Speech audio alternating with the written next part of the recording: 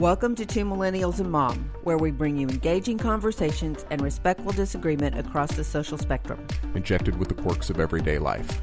Curl up as we navigate the complexities of this modern world with all the humor and warmth we can muster.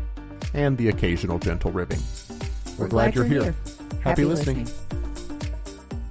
We all like to think we could quit social media anytime we want. But then there's that one video that you just want to see how it ends. And before you know it, it's midnight and your thumb has muscle memory. And if you're wondering whether that's normal, well, that's exactly what we started wondering too. Today, we're talking about something we're all guilty of, our love-hate relationship with the scroll. We're talking about the science, the guilt, and the ridiculousness of how social media apps manage to keep us hooked, even when we know they're doing it. Midnight?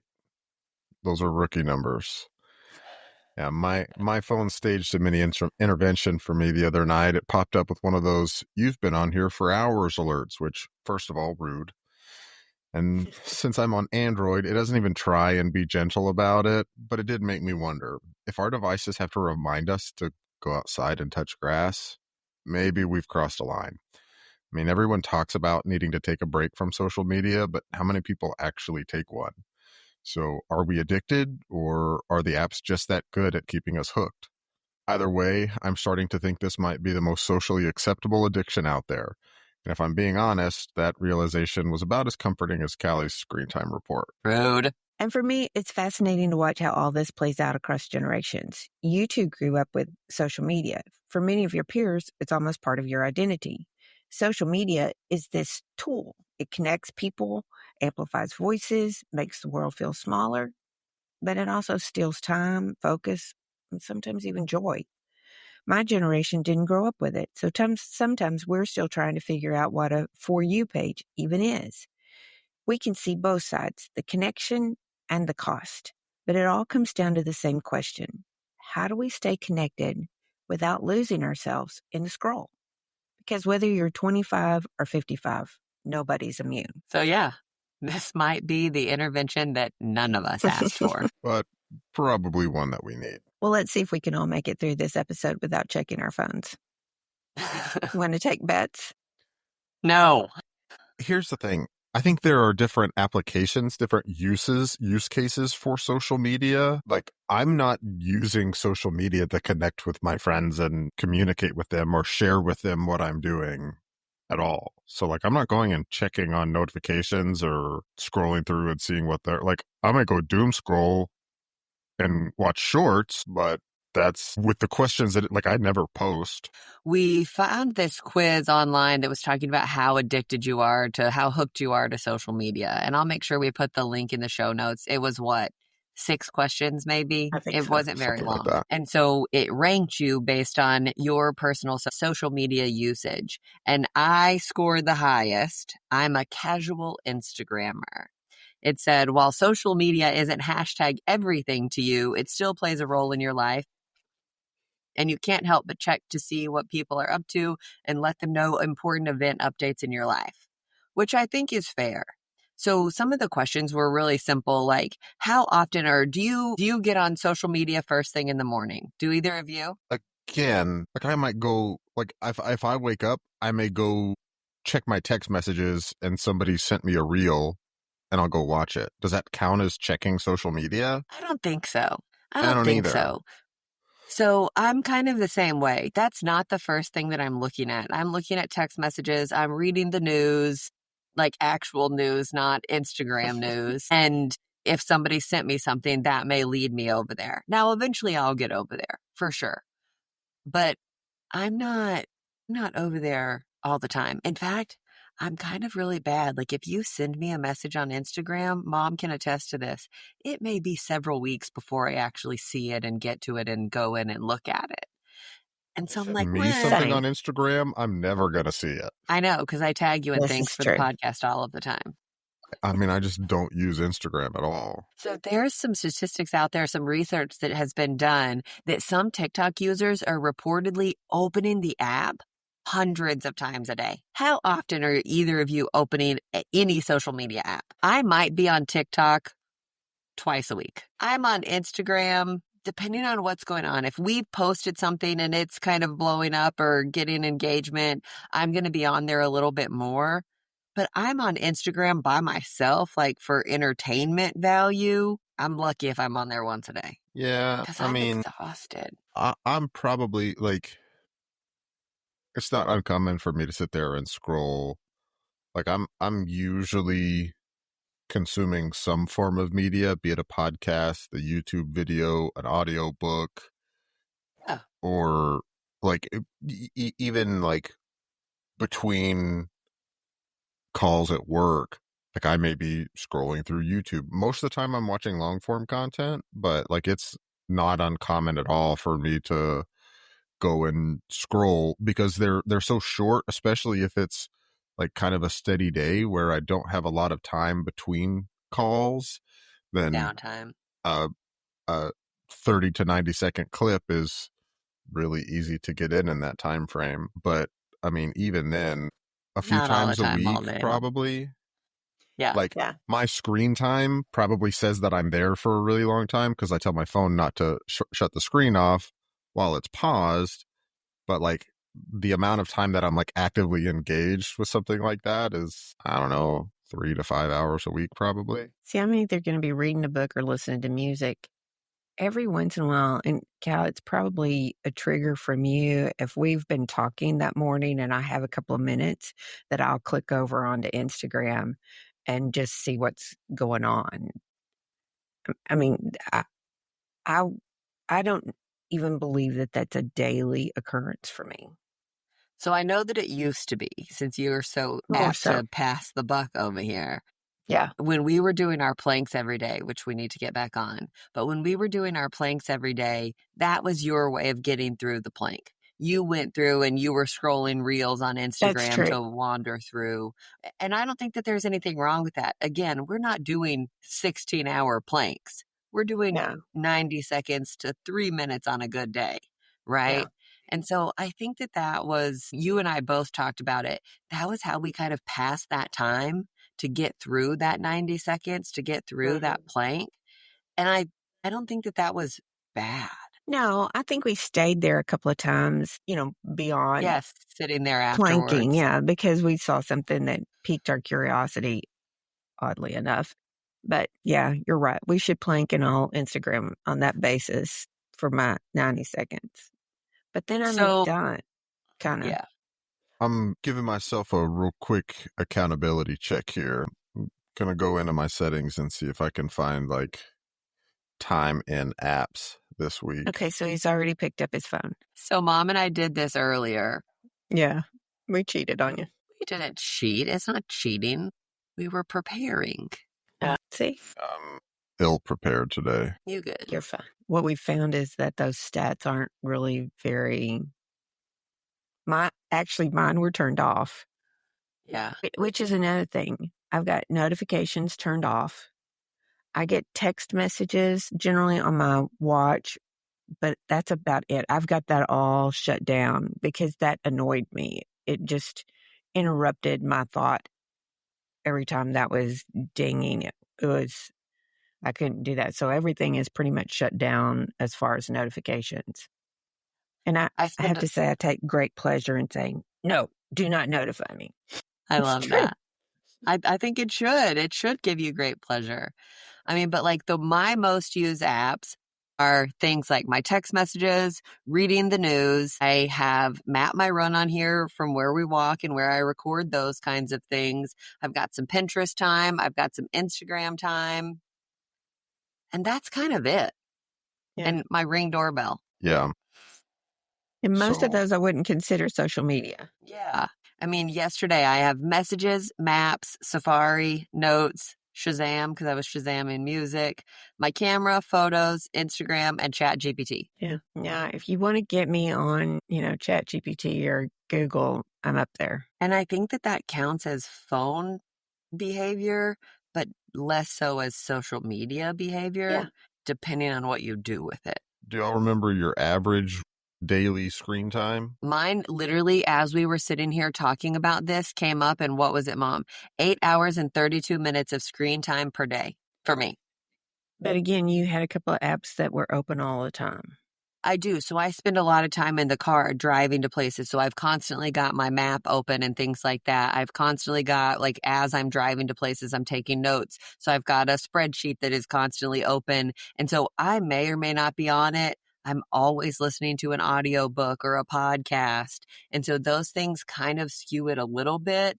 But when I was working doing social media stuff every day, all day long, it was nothing for me to average 10 to 12 hours a day on my phone of actual, like, seat time on my phone, because I'm posting stories and responding to messages and making website updates and all of these kinds of little things that all nickel and dime to death into this explosion of time. And when I was doing that, when I was doing it for work, I spent almost no time on my personal social media, because by the time I did it for work, I was done. Yeah. And, I think that is certainly different when you're using it as a job. Like last week, I had a daily average screen time of just shy of 6 hours, which is better than I thought it would be.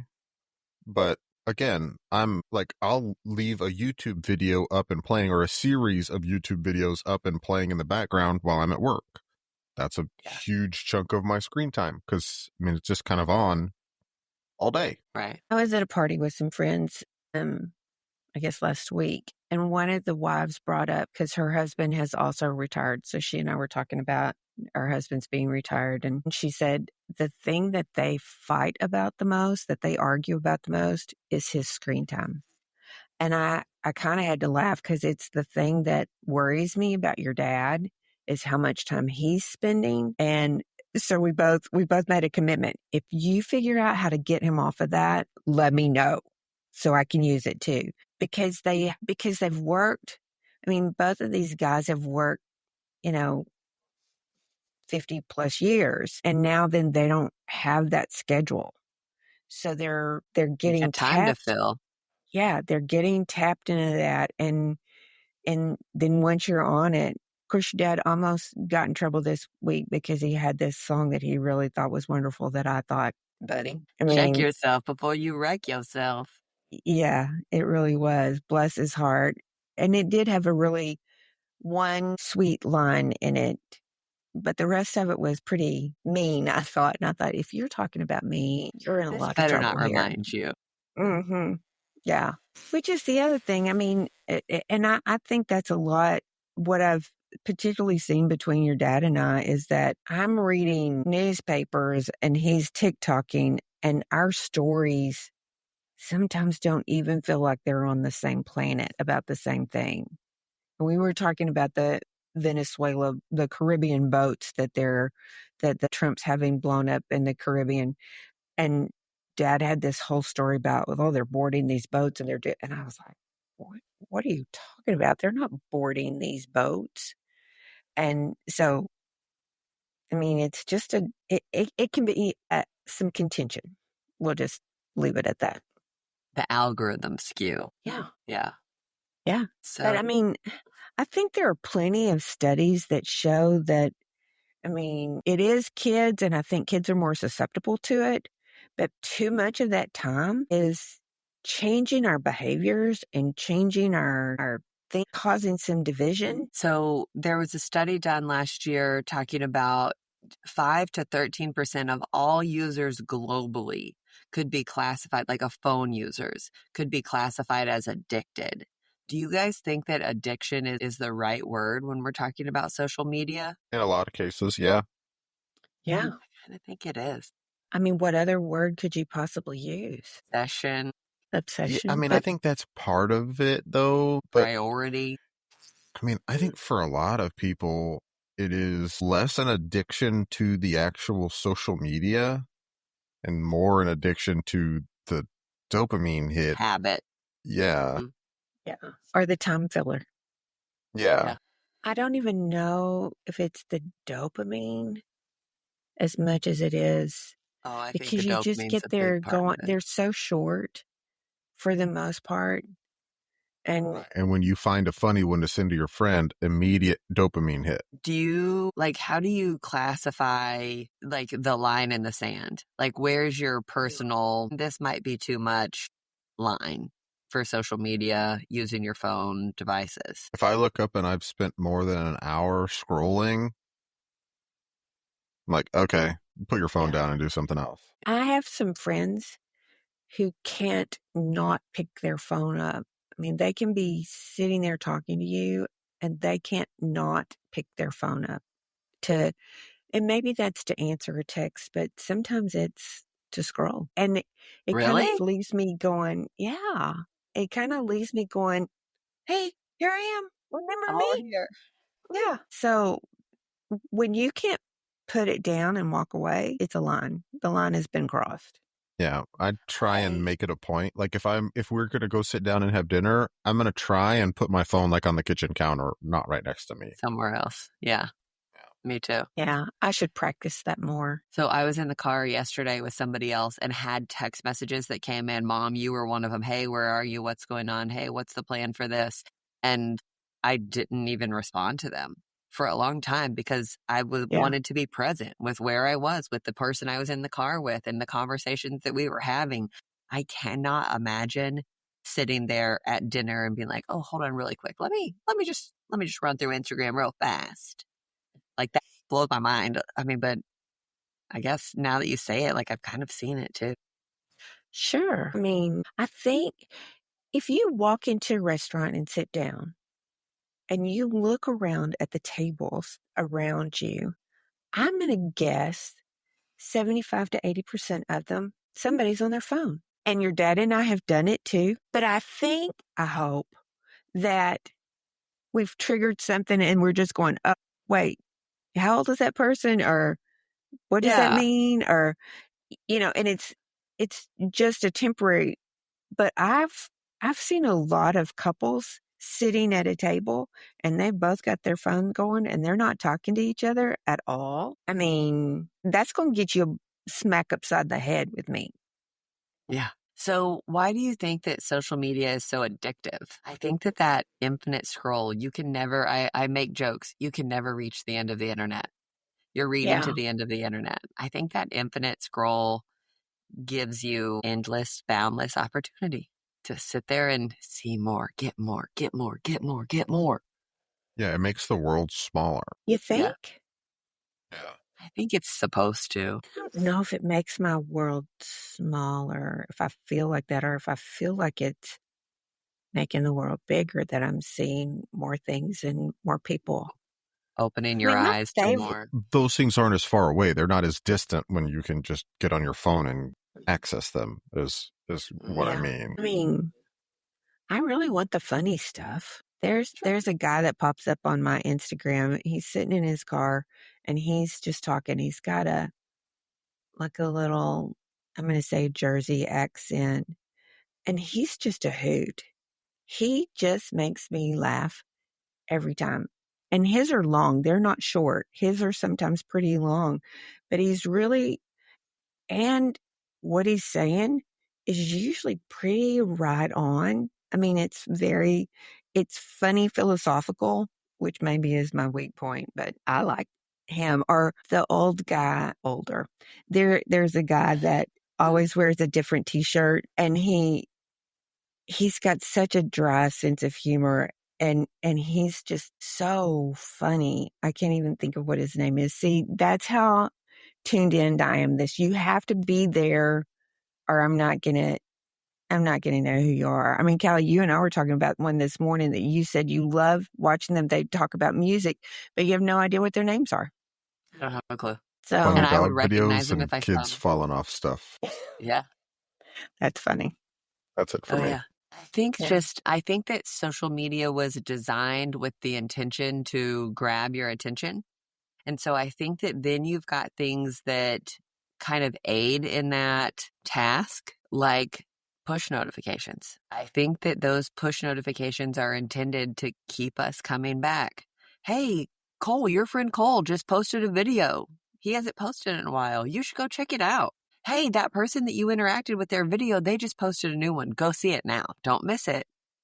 And it's very Pavlov's law. Like, we just keep going back for more every single time they push one. So I'm I so wanted tired to of push ask, notifications. Why aren't they turned off then, Boo? They are. I go through and have turned many of them off. The vast majority of them I've turned off, but like I still have it on for like my email so that I can see Yeah. when you or Pam are sending me something. Like I'm not going to turn off push notifications for text messages. I want to know when someone's trying to reach me. But Yeah. like YouTube, Facebook, TikTok, Now, all of those all of are that for turned me is off. turned off.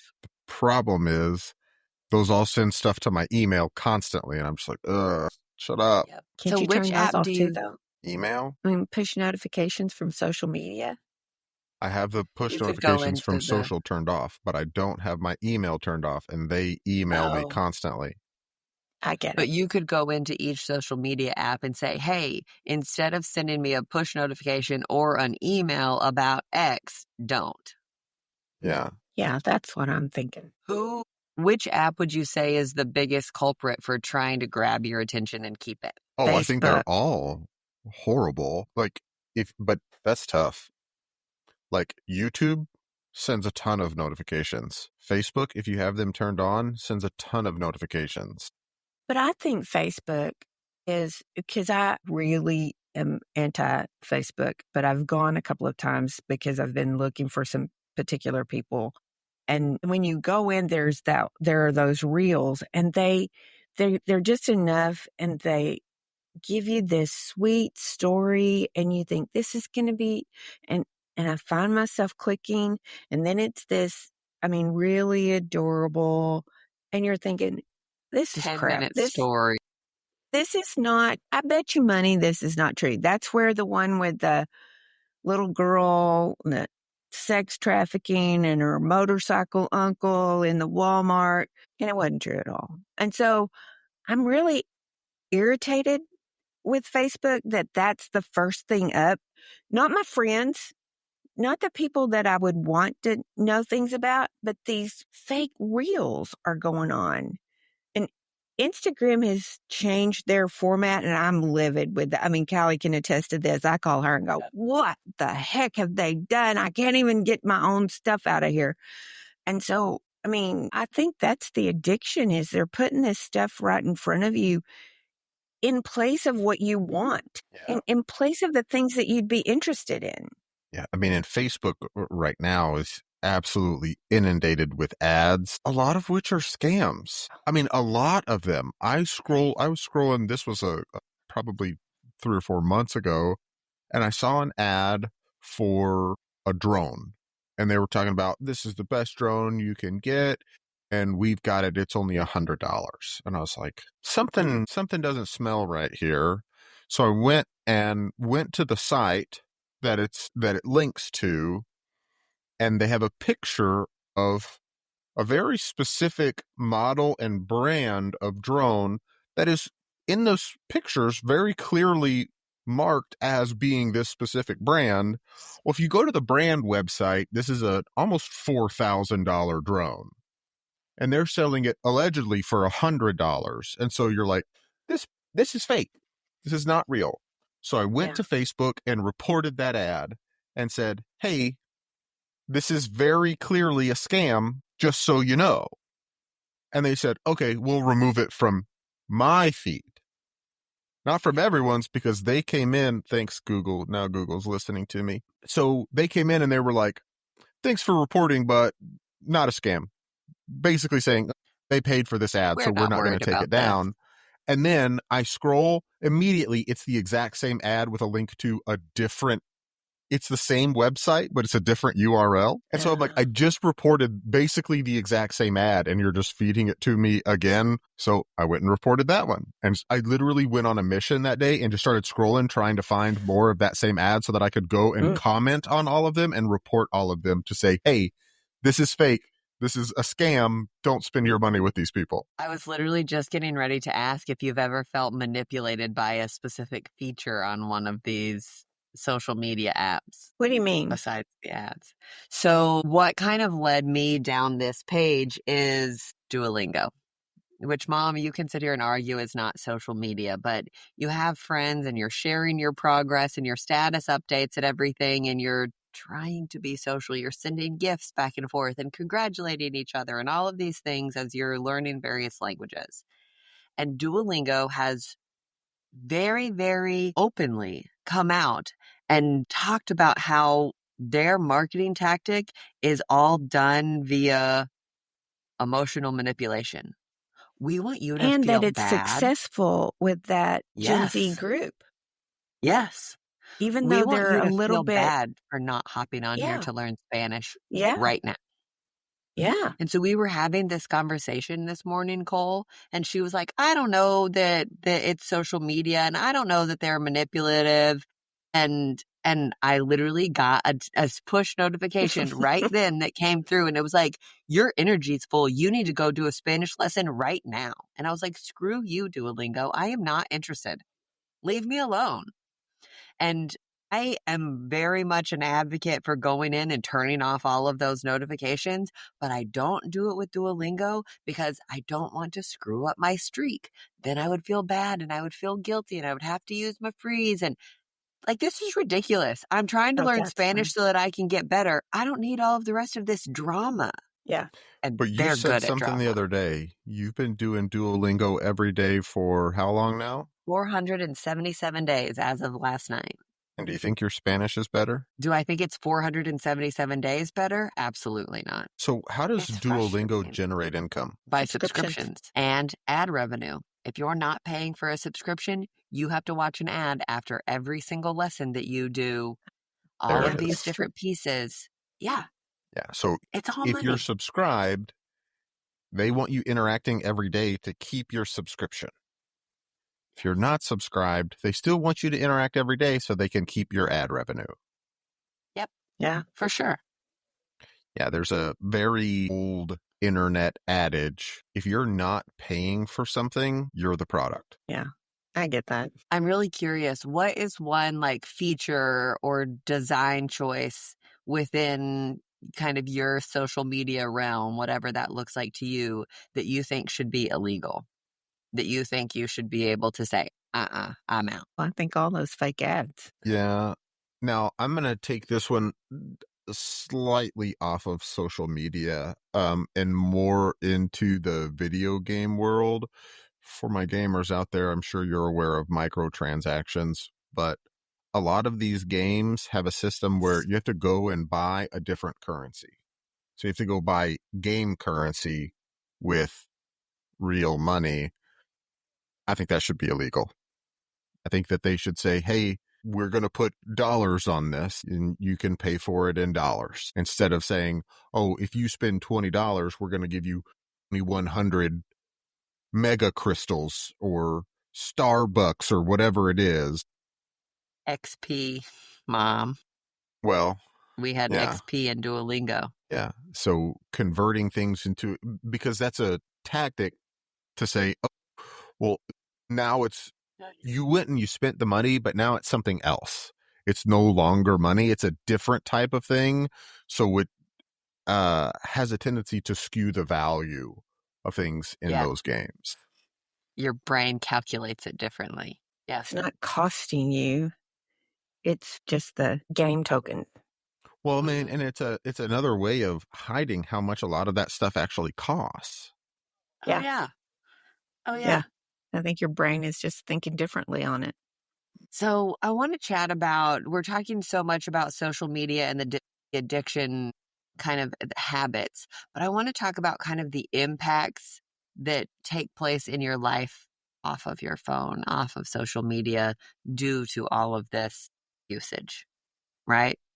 So have you guys heard of phubbing? Mm-mm. So phubbing is a technical term, the practice of ignoring one's companion in order to pay attention to your phone or other devices. Raise your hand if you're guilty. I mean, yeah. Oh, Cole, aren't you just the perfect little angel?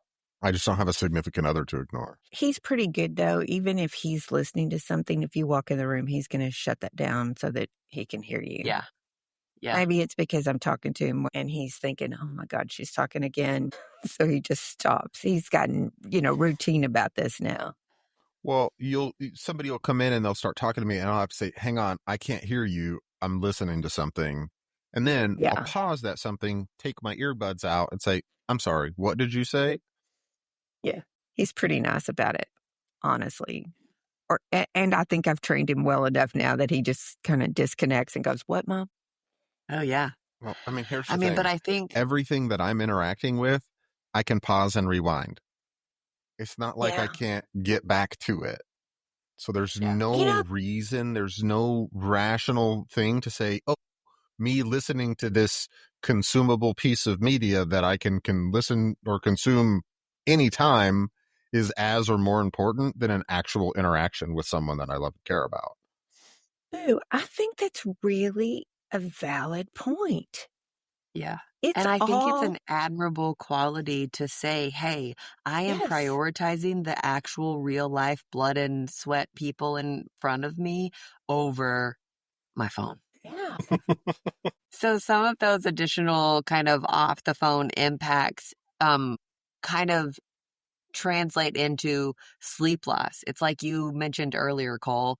We're watching one more video, and before you know it, it's the wee hours of the morning because you're on that doom scroll, going, going, going. Just one more Yeah. video, just one more video.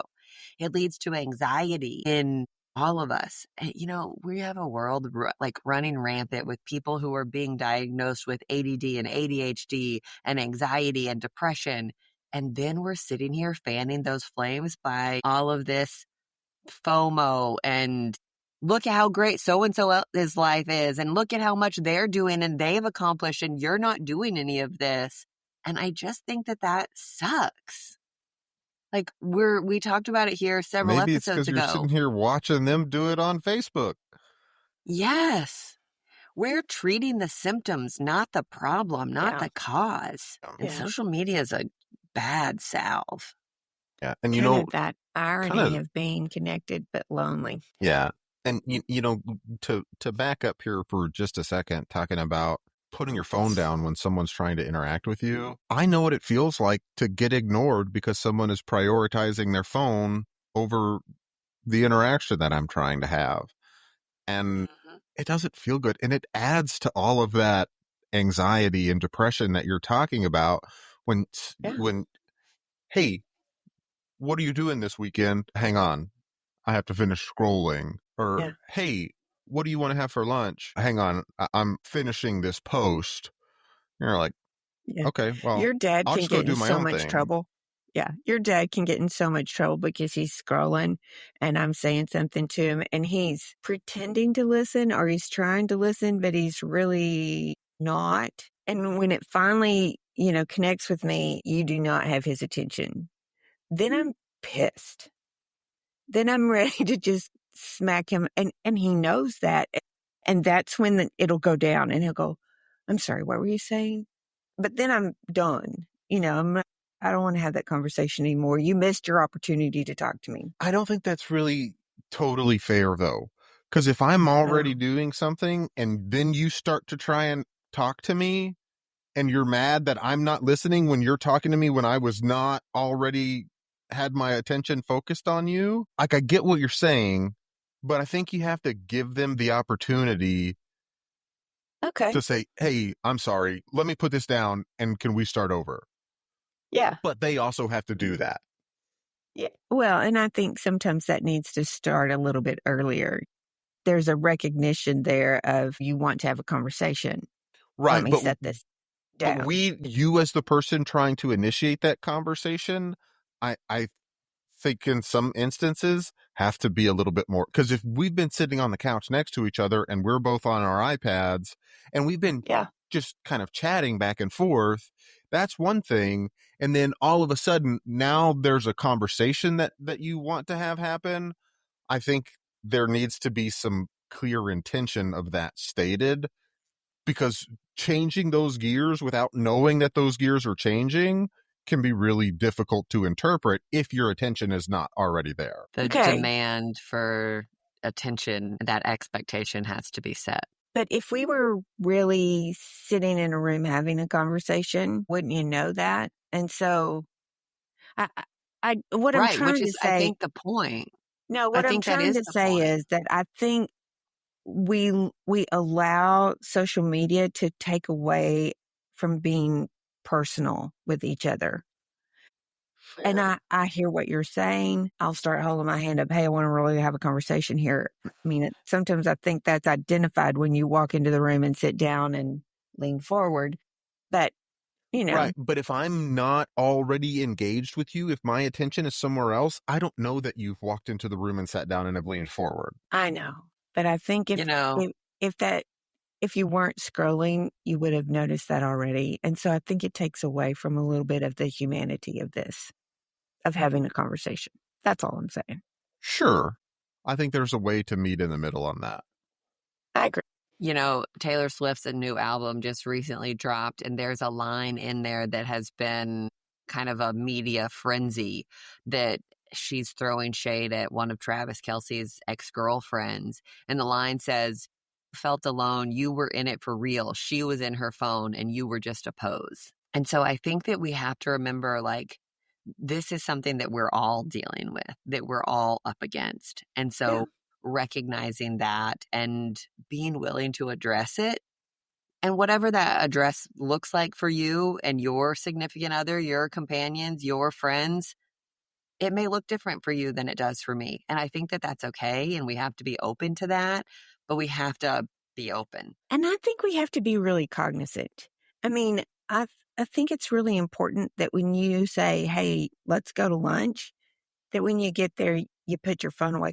Because is there really, I mean, and I know that there are some exceptions, but for the most part, can't you give another person 45 minutes or an hour of undivided attention? Right. Isn't that what the point of going to lunch with each other is?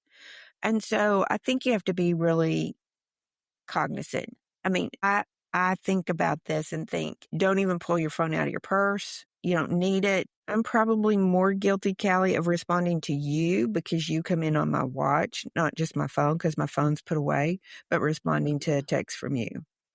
Yeah. Yeah. Thank you. Sorry.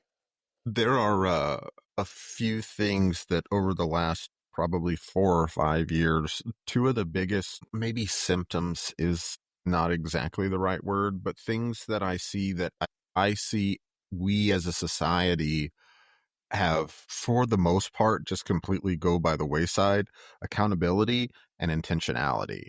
You have to do things with intention, because if you don't, you're not present. Right. Where And are so, you? like, I have this conversation with people all of the time. Like, you're doing this thing. Why are you doing it? Like, what is the reason? Like, I'm What's your doing it why? because I want the end result to be this. Well, not exactly what I meant. Like, what signals are you utilizing to say this is a good decision? So we had an interaction one time. We were sitting in a meeting and going over a bunch of numbers for work. And the person that we were talking to about the numbers said, "Hang on just a second. I need just a second." He walks out of the room. He comes back in with a calculator. And somebody kind of thought they were going to have a gotcha moment. They're like, "Your phone is sitting right there. There's a calculator on your phone. Why didn't you just use that?" And he had such a good, valid answer. He responded, "Because I want you to know that I am fully focused on what it is that we're talking about, not doing something else. Because on my phone, it could be anything." And that moment, I mean, it was several years ago now, that moment has stuck with me going, oh, I want to make sure that you know that you're my focus and you're my priority. That's my way of being intentional with you. I don't want you to think, oh God, she's scrolling on Instagram again. Oh God, she's answering a text message or reading an email. I'm here with you having this conversation and this discussion in this room. I think you have to really make a point, and I'm not saying that I'm great at this, but I think you have to make a decision. I'm going to put my phone down for X. And that may be time at work. I mean, everything nowadays has, I can't remember what they call it, but an interrupted time where you can set that, and we can do that. We can do that at work. We can do that when we're home with our family. We can do that when we're out with a friend, but it's a conscious effort to say, this device is not my priority. Not the most important thing to me. This person is. Well, and I think that my health is. Yeah, I think that intentionality is a is a muscle, is a habit. The more that you exercise it, the better and the easier it gets. It may be hard to wake up every day and not hop on your phone within the first 15 minutes. But if you start putting your phone in the other room on the charger, even in the bathroom, if it starts ringing in the middle of the night, you would hear it, fine. But what if it gets easier? It gets easier the more that you do it. Making that choice, hey, I'm going to leave my phone in my bag. I'm going to leave my phone in my pocket. I'm not even going to set it up on. I've seen research done about whether or not you set it face up or face down on a table makes people feel a certain way. I'm not even going to set it on the table. It's not part of this discussion. And doing it one time feels kind of weird. Doing it a second time feels a little bit more empowering. Doing it a third time, you're building a habit. Yeah. Identifying the priority. Yeah. So let's kind of flip all of this on its head a little bit. Is it all bad? Is all of social media, all of that connection bad? No, but just like with anything else, you can drink too much water. Oh, yeah. Too much of a good thing is a bad thing. You can have too much of a good thing. Yeah. Well, and again, if you had control of your focus, if you had control of what you got to see, and granted, there are things out there that I might not ever see. I might not ever see the Jersey guy because I don't, I don't know anything about him. So yeah, I think it I don't know how gives you to an introduce new opportunity. things, but I just wish I had a little, maybe if we could control our own, and then there's this little wave over here, the For You page that, introduce something that I might be interested in that I could go to on my own. But I think right now, that's the first thing that you get when you get to Instagram now, isn't it? That's the first thing that opens up. So it's not people that I'm following, not things that I, have selected on my own. It's what Stuff we think Instagram that is. you want. It's stuff that Instagram is shoving down my throat. So I don't think it's all bad. I just think we need to have a little bit more control. And I think that we need to focus on some of that good. I think that we need to focus on some of that connection.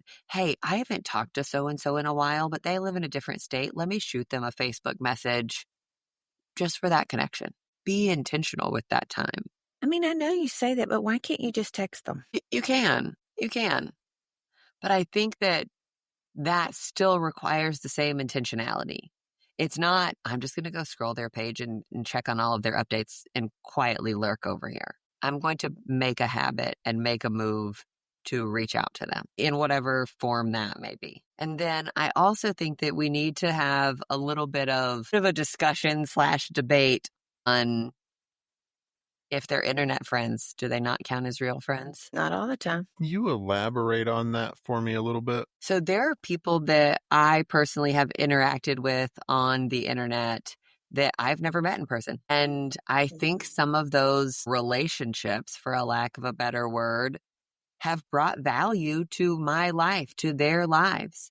And so I think that there is this kind of stigma that internet friends aren't real friends, they don't count, that I think is unfair. Just because I have not met them in real life, because they live across the country, across the globe, doesn't make their input in my life or mine into theirs, their significance in each other's lives, less valuable, less productive. I mean, I think that that's one of the coolest parts of social media is it is able to allow you to connect to people that you might not. Think of somebody who has autism in a small town. Maybe they're the only person who has autism in a small town, but then they could connect on a Facebook group for people with autism that understand their struggle and understand what they're up against. And so I feel like it's kind of, in some regards, like a modern day pen pal. Hey, Yeah. I've never met you. I've never been in your shoes, but we're sitting here communicating. And sometimes that's fun and silly and goofy. And sometimes that's, hey, I just want you to know that I am rooting for you. I'm cheering for you. I'm so excited that you had this win. I'm celebrating it with you from 12,000 miles away. I think there's a line, though, there. Sure. I mean, you and I used to do Young House Love. we watch their children, them have children and their children grow up and they'll move houses and redo houses. And we called them by their first names like they were our very best friends because we were so connected into what was, but it's just a piece of that. It walked up to me in real life. Number one, I would be too embarrassed to say anything to them, but they don't know, they don't have the reverse of that where they know me. Yeah. Even if I may have, sent them some communication of whatever kind. Yeah. Thanks. Some communication of some, they're not getting the same response to me. So we have to be cognizant that it's a relationship. I kind of view it the same as if I'm reading somebody's book series, you and I talked about that. So I had an author that has just tickled me that I've been reading this week because she's just got the Southern dialect down and has just entertained me so much and I don't very often go back and go, but this person I thought, I'd like to be your friend. Your brain's a little scary to me. Your mind's a little scary, but I think I could do it and I'd like to be your friend. I don't think it's much different than that for somebody on the internet. You're interacting with their creativity. You're seeing that part of them, I started to say, that part of them. And in some ways you do. So there is a connection there, but it's a one-sided. I think that that's fair and true, but I don't think that it's always the case. I don't think that it's always only that. Number one, I have met John and Sherry of Young House Love in real life, in person, and given hugs and all of this. And Callie, the name, was up for grabs in their debate when they were naming their daughter. And so we had a whole conversation about that. I also know that Sherry from Young House Love has become internet friends with people that turned into real life. We're going to vacation together and stay at each other's houses and spend time and be each other's sounding boards and communication and community because we just happened to meet online. Her and Carmion Hamilton are thick as thieves. But again, that's not just interaction with their social media. They've gone beyond that into But that's how it started. Yeah, I think what Callie is saying is that that's kind of counter to what we're saying here is like, and maybe I don't see this the same way because I have lots of friends that I've never met in real life. Lots of You're them. a gamer. Yeah, in the gaming community, that's extreme. Like these aren't just my internet friends. They're not less than my real life friends because I've never met them in real life. I interact with them online, but that doesn't make us less friends. But there's that old adage of there are different kinds of friends. You have friends that you allow to come and knock on your door and communicate and chat. You have friends that you allow into your living room and into your kitchen to come and break bread and share a meal. You have friends that may come into the backyard and play with your kid or play with your dogs. And then you have friends that you allow to come into your bedroom when you're having a shit go of it and crawl into bed with you and hold you to say, hey, it's okay. Hey, I'm going to help you get through this.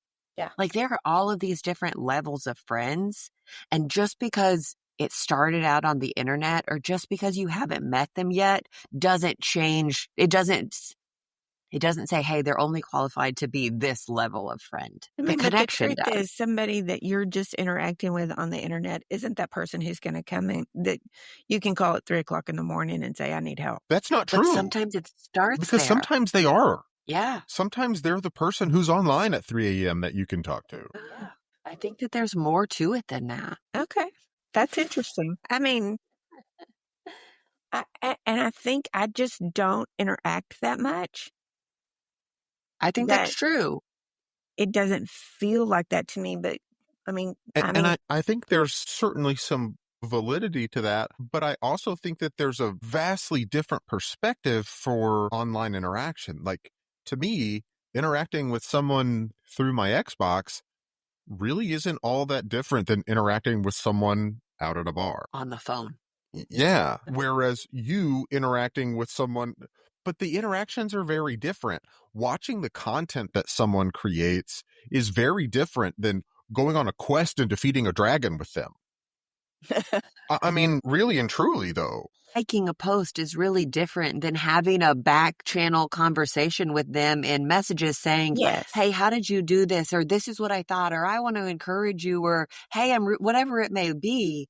I think that there are different levels of that interaction too. I think what I'm trying to say is, I think you can assume a relationship like me.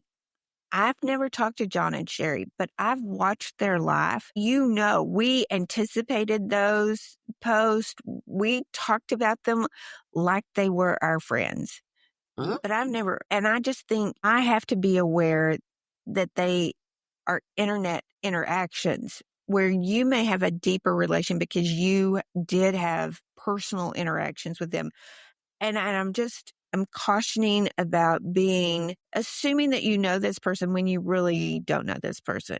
And that's different than having interactions. I think that that's the same in reality too. You've got Wanda, who is your best friend. And I know Wanda, and I have met Wanda, and I have spent time in Wanda's home.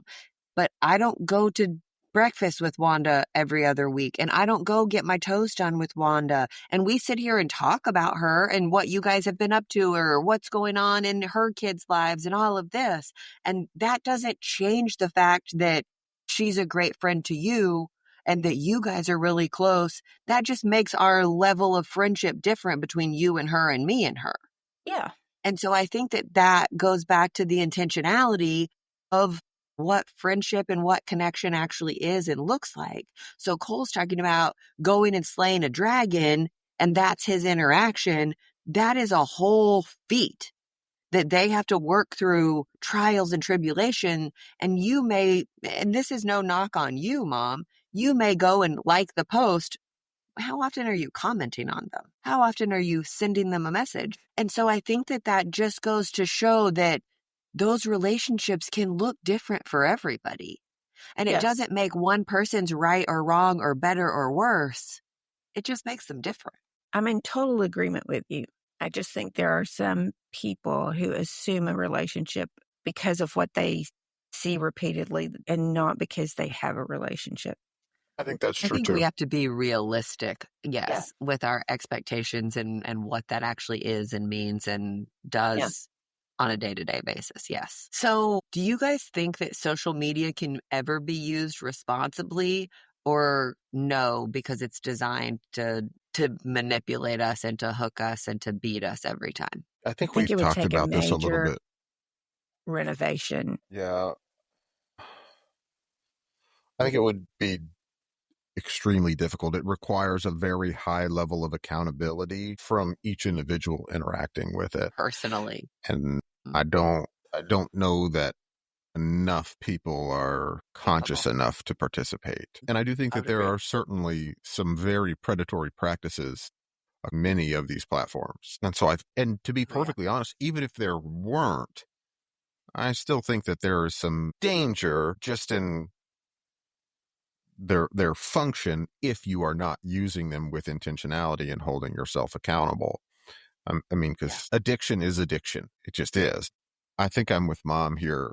I think not only would there need to be some pretty serious reform in the implementation by these platforms themselves and how they are pushing themselves at people. And I think that it would take a pretty significant, and I don't even know if this would really be like a cultural shift. I think that would be a part of it, but it would require everyone who is using them to hold themselves accountable.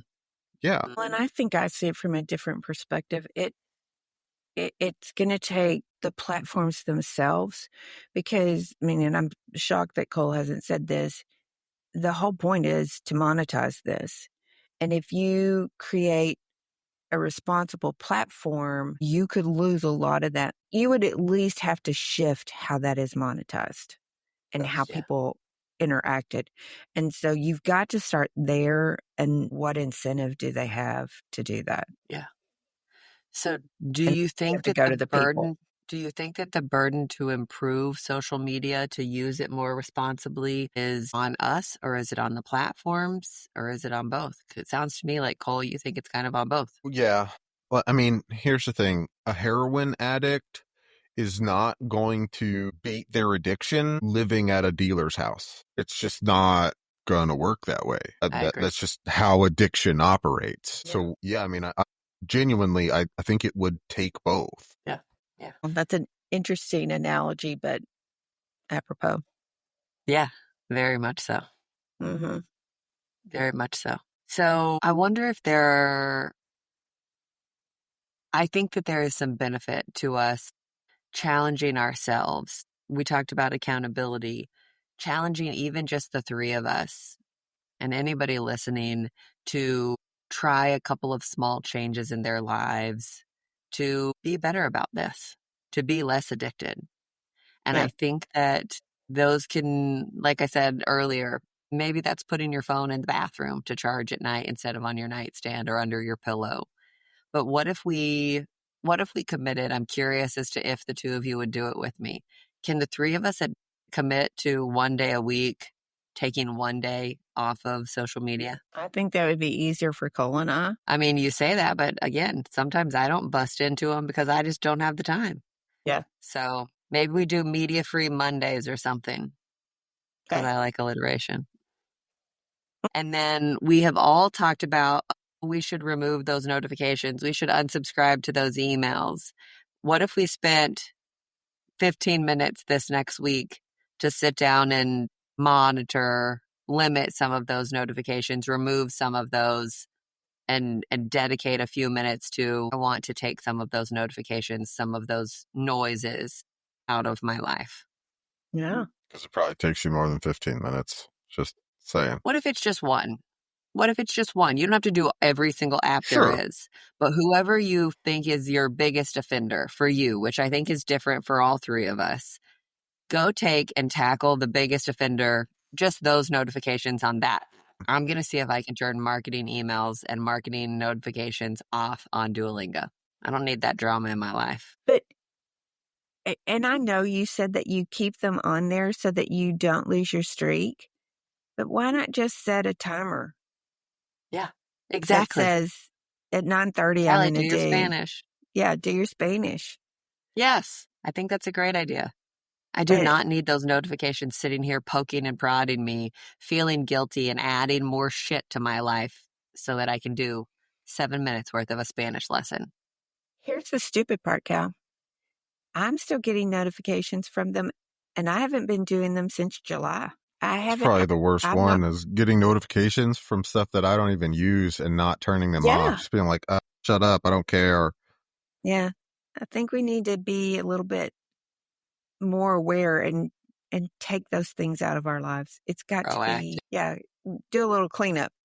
And then I would also encourage all three of us to pay better attention. One of the metrics in the screen time tools that at least is on my phone is how many times a day you pick up your phone. That was scary. It was really scary. So I did turn mine on because I also had that turned off. So I did turn that on because I'm really curious how often I do pick it up and what I'm picking it up for. Yep. So keep an eye on it. We'll report back and see what we've learned and how much guilt we can shed. Okay. You want to take our little quiz? Yeah. Okay. Are y'all ready? Mom found the ultimate social media trivia quiz. And I think it's kind of silly and almost feels kind of counterintuitive, but I think that she's going to administer it to Cole and I to see how tuned in we are to some of these things. I think y'all can do this. What's the maximum? I'm not sure I want to, though. That's the problem. I want to be bad at this stuff. What's the maximum character limit of a tweet on Twitter after the increase adopted in 2017? 244 characters. Let me give you the options. 140, 280, 320, 1,000. 280. Because because it was 140 and then I think they doubled it.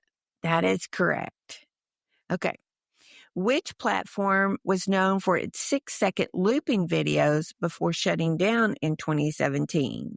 Vine. Snapchat, TikTok, Periscope. Vine, that is correct. Which social media app first introduced the stories format to share ephemeral content in 2013? Instagram, Facebook, WhatsApp, Snapchat. Snapchat and Instagram copied it. Okay, that is correct. Who first proposed using the hashtag to group topics on social media in 2007? Systrom, Jack Dorsey, Chris Messina, Evan Spiegel. I know none of those names. I know Jack Dorsey was a Twitter guy, and so I think it started on Twitter. I'm going to go Jack Dorsey. But you with her? I'm sure. I have no idea. Ooh, Callie, you're wrong. It's Chris Messina. Excellent. I never used Twitter, and it so doesn't tell me.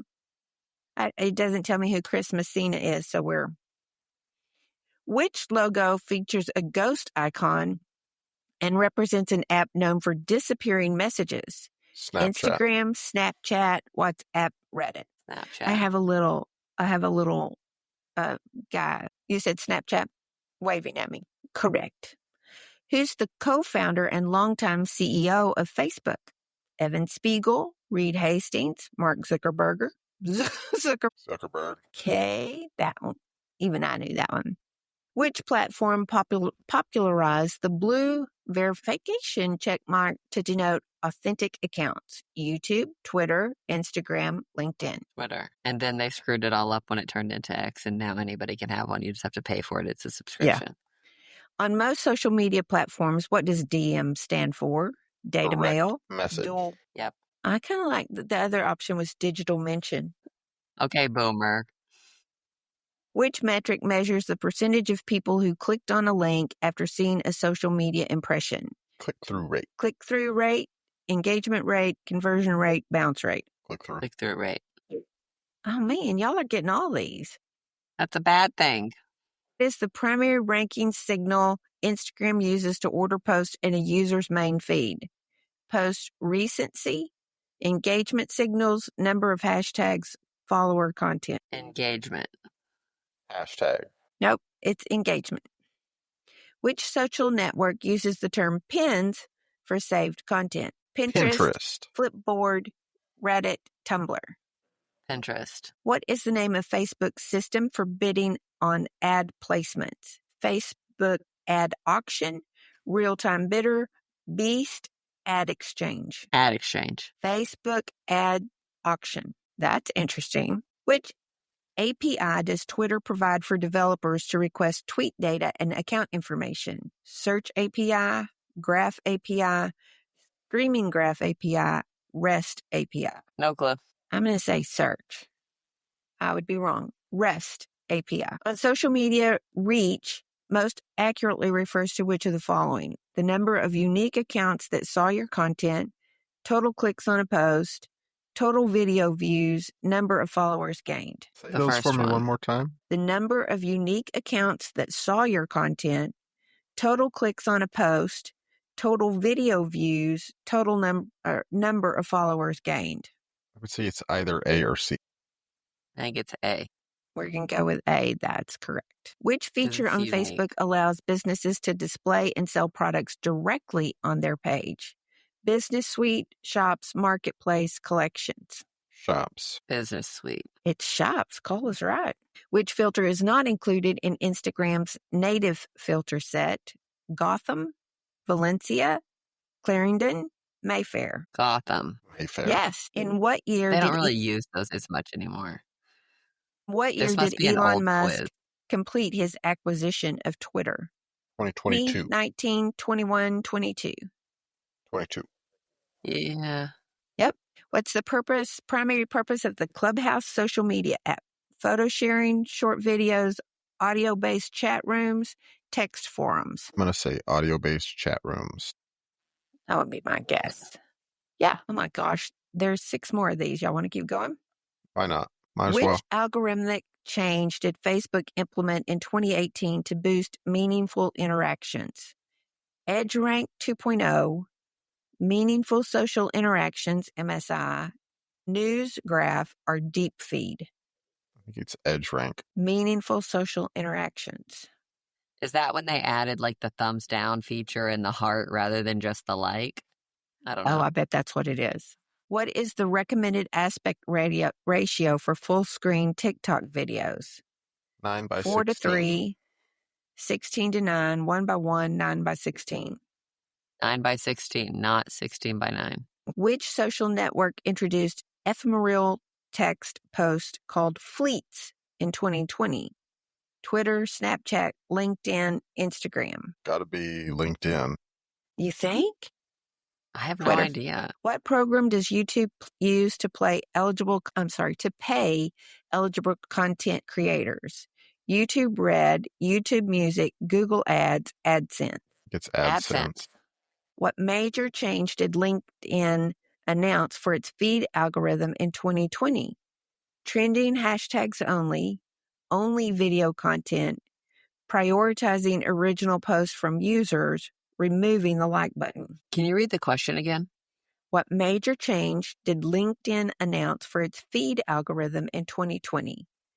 Trending hashtags only video content, prioritizing original posts from users, removing the like button. I'm going to say prioritizing original posts. That's what I thought. You're correct. Which European regulation significantly affects how social media platforms handle personal user data? CCPA, COPPA. Read the question one more time, because DMCA is not European. Which European regulation significantly affects how social media platforms handle personal user data? Yeah, no, DMCA is copyright material. I think it's GDPR. Y'all know? Okay. Yay! Look at me. Good job. Which two neutral network types are primarily cited as key components of TikTok's For You recommendation algorithm? Okay. Feed-forward neural networks and Boltzmann machines, recurrent neural networks and convolution neural networks, transformer models and k-means clustering, generative adversarial networks, and autoencoders. Cole, you're the TikTok guy. I'm going to say B and D. I'm not that deep. Yeah, Okay. I think it's C. You think it's which one? C. C and D. C. You can only choose one. Those were only one each. Oh, and it skipped it. It didn't tell me which it was. Oh, no. I don't even know how this works because it's giving me a score of 19 out of 25. Okay, so I get that. But then it says, so they must have had easy, medium, hard, and expert. And we didn't get any out of expert. We got 6 out of 8 on hard, 6 out of 8 on medium, and 7 out of 8 on easy. 76. Whatever. Anyway. You know, like I said, I didn't want to do great on this. Yeah. I'm not mad about that. Yes. So our weird thought this week comes from Mecha Trueblood, who has been using her little pocket computer to verify the ages of random people that she just thinks these people are so old after she has given us such a hard time of calling people old. And then she goes and verifies their ages, and they're the same age as, say, Dad, or younger than Dad. They're younger than Dad. They're often younger than Dad. And so I'm just like, holy cow. I mean, you think that they're a million years old, and then you Google it, and so. Well, I think that just goes to show that you gave us such a hard time about calling all these people old. I saw this old lady, and we just really suck at ages. I wish it was appropriate that you could go up to people and ask them how old they were. I would love to know sometimes, because don't get offended when somebody walks up and asks you how old you are next time. I was going to say, how would you do if somebody came up and asked you that question? I have to know, Miss Trueblood, how old are you? What? Maybe. But I just think some people look older than they are. Some people look younger than they are. And instead of guessing, I just wish I could, maybe they need a little flashing sign on their forehead or something. Maybe we should put less significance on age. Yeah. There's that. There's that too. Fine. Mess with my weird thought. That's so funny. Okay, are y'all ready for a good story? I love this one this week. Yes. Okay, this is a story out of the New York Times about 76-year-old Doug Whitney and his incredible history, and in my opinion, his selflessness. He was expected to get Alzheimer's 25 years ago. It's a genetic diagnosis that his family, his mother, and 9 of her 13 siblings developed Alzheimer's in their prime and died within 10 years of Alzheimer's. His oldest brother, a number of his other relatives, this is going back lots of generations. And he didn't get it when he was supposed to. And the family talks about, the kids calling and saying, Mom, and she's going, I don't see anything. He's acting normal. When they first got pregnant, she was really worried about this, which I totally and completely get. I'm fixing to have a baby, and what's going to happen to you? Are you going to be dead before they're out of high school kind of thing? So I get where they're coming from this. But they're doing superhuman research on him. He is a one-person focus, what they call a scientific unicorn.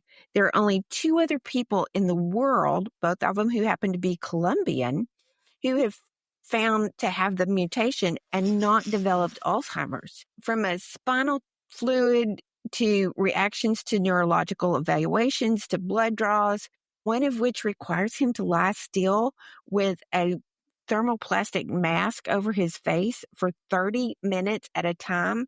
He travels from Port Orchard, Washington, where he lives, to a research hospital in St. Louis periodically for them to do research, for them to look at, what's going on with him. So he had this mutation that should have guaranteed that he developed Alzheimer's in his late 40s or early 50s.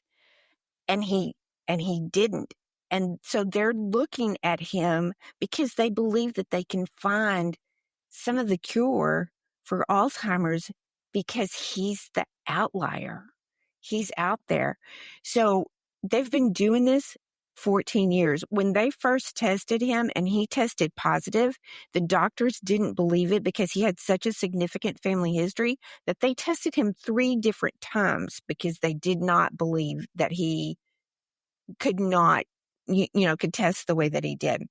But one of the fascinating things to me is when you're talking about the amyloids that collect in the brain and then they, create, those are proteins and they go wrong. And then there's a tau gene or I guess it's a tau protein. His have not developed the way everybody else in the family did. And one of the things that they're looking at, he was in the Navy and worked in the engine room. And they think the heat from the engine room may have affected the way those developed. And that may be a factor that has kept him from having Alzheimer's. I mean, it's just fascinating. He has DNA variants, but I mean, there's lots of things that they're looking at him and trying to study. I mean, I just think about this. This is a 76-year-old man who's going and letting them poke and prod him. To me, that's just amazing. Now, his son is 53, so his son is due anytime, but he's been in a clinical trial, and they don't know if he got the placebo or if he got the anti-amyloid drug, but he's not showing signs either. So they don't know how that so that now they have 2 of them. And then his son has a daughter who's 15 and she's already agreed to be tested to see if she, what her brain looks like and what is going on there. So yeah, they can't give you a straight answer about how many people get Alzheimer's a year, but the estimate is somewhere around 900,000 Americans getting Alzheimer's. There's a study that projects that by 2060, that 1 million people will have Alzheimer's. So here's this annually. Yeah. Here's this scientific unicorn who is just selflessly helping to find answers. I Pretty mean, cool. but also, can you imagine like gearing up, getting ready throughout your whole life, preparing to have this vicious disease, and then everybody going, Wait, it's not here. Yeah, where is it? Where did it go? He bought an F-150 and a ramp for nothing. You got a point. Oh my gosh. I'm just amazed at somebody willing to do that for people that I'll never know. Yeah. Thankful too. Yeah, pretty cool. Well, we're rooting for Doug and his family and extended family that A, they can remain healthy and safe, and B, that they can provide excellent resources and progress for the future. And maybe by 2060, we'll have a better handle on this. What How if cool the would that answer be? is within his family? Yeah. Crazy. So cool. Yeah, I liked it. Great. Good news story, Mom. Okay, love you guys. Me too. Love y'all.